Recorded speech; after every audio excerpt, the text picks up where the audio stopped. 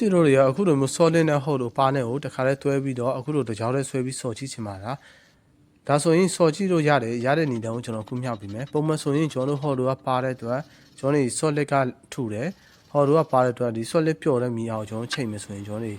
ဟော်လိုကပေါက်သွားနိုင်တယ်ပေါ့နော်ဒါမှမဟုတ်လေဒီလိုကြောင်တဲ့ဒဲဆွဲမယ်ဆိုရင်လည်းကျွန်တော်တို့ဟော်လိုကပေါက်သွားနိုင်တယ်ဒါဟော်လိုပါတဲ့အတွက်ပါမိတ်ဆွေတို့အဖြစ်မဟုတ်ဘူးဒါဆိုရင်အခုဒီမှာဘယ်လိုလုပ်မလဲဆိုတော့ကျွန်တော်မြောက်ပြီးပါပါအခုဆိုရင်ဒီမှာကြည့်ပါ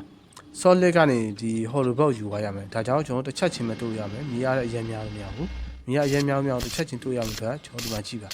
တစ်ချက်ချင်းဒီပထမဝရချက်ပေါ်မှာပဲထပ်ပြီးဆော်သွားတယ်ပြီးတော့ဝရကြားကိုဒီ solid block ကိုအသားပေးပြီးဆော်ပါတယ် hollow ကပါတဲ့အတွက် solid block ကိုအသားပေးပြီးဆော်ရတယ် okay ဒါဆိုရင်ချော်ခောက်